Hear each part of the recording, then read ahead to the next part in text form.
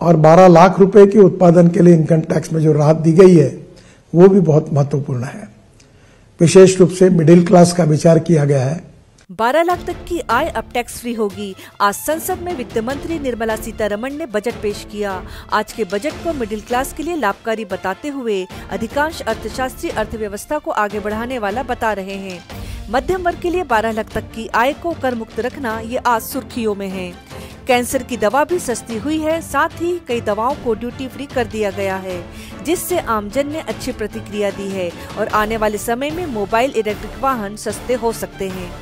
किसान credit card की limit 3 lakh से बढ़ाकर 5 लाख किया गया है, जिससे किसान अब 5 लाख तक का लोन बहुत कम ब्याज पर किसान क्रेडिट कार्ड से एक मुश्त भी ले सकेंगे।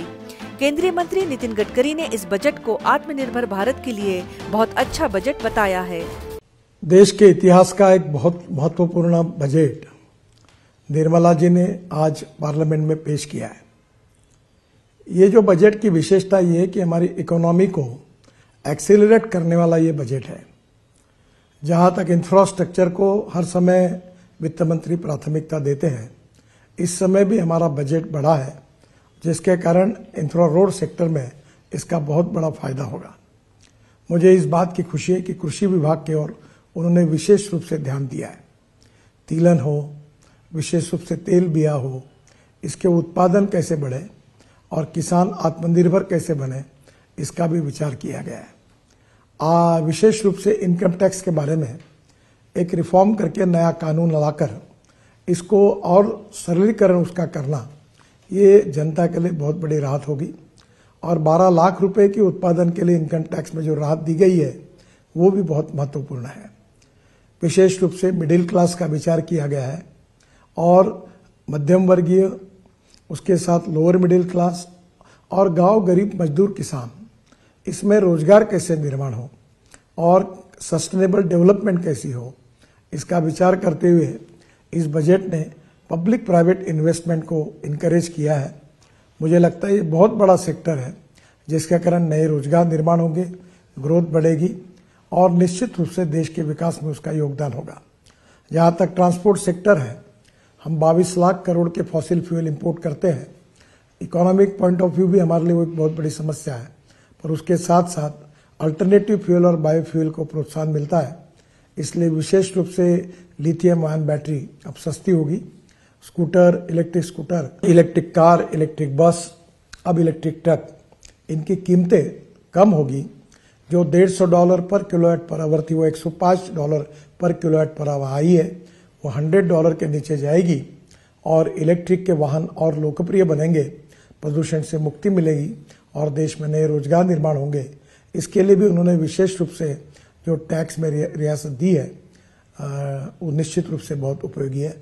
मैं निर्मला जी का बहुत अभिनंदन करता हूं और प्रधानमंत्री मोदी जी के नेतृत्व में आत्मनिर्भर भारत, $5 ट्रिलियन की इकोनॉमी और विश्व की हम तीसरी अर्थव्यवस्था बनने की प्रक्रिया में है, उसमें निश्चित रूप से हम कामयाब होंगे, ऐसा विश्वास व्यक्त करता हूं। नमस्कार। वहीं विपक्ष इस बजट को निराश करने वाला बता रहा है। बजट पर तेजस्वी यादव ने हाजीपुर में कहा है कि यह बजट बिहार के साथ सौतेला व्यवहार वाला है। बिहार को कुछ नहीं मिला। चंद्रबाबू नायडू 2 लाख करोड़ लेकर चले गए। बिहार के मुख्यमंत्री को क्या मिला, जबकि दोनों पर सरकार टिकी हुई है। समझिए कितना दाम होगा, किसानों को कितने मूल्य में वो दाम दिया जाएगा, कुछ तय नहीं। तो ये पूरा बजट जो है सौतेला व्यवहार बिहार के साथ, बल्कि बिहार के जो मंत्री है, केंद्र मंत्री, और देखिए चंद्रबाबू नायडू 1 लाख से ज्यादा का पैकेज, 1 लाख करोड़ से भी ज्यादा का पैकेज लेके चले गए वहां। 2 लाख करोड़। अब बिहार को नीतीश कुमार जी कुछ नहीं दिला पाए। आज इन दोनों के दम पे भारत सरकार चल रही है। मुख्यमंत्री हमारे अचेता अवस्था में है, ताली पीट रहे हैं। क्या हो गया है भाई? आप बिहार की विशेष राज्य के दर्जा बोलते थे पद यात्रा करें, कब करेंगे? अब तो देने वाले भी आप ही हो, आपके बल बदौलत सरकार भी चल रही है। दोनों जगह आपकी सरकार है, केंद्र मंत्री आपका, राज्य मंत्री आपका, पूरा सरकार प्रशासन आपका। तब भी बिहार के साथ ऐसा व्यवहार हो रहा है।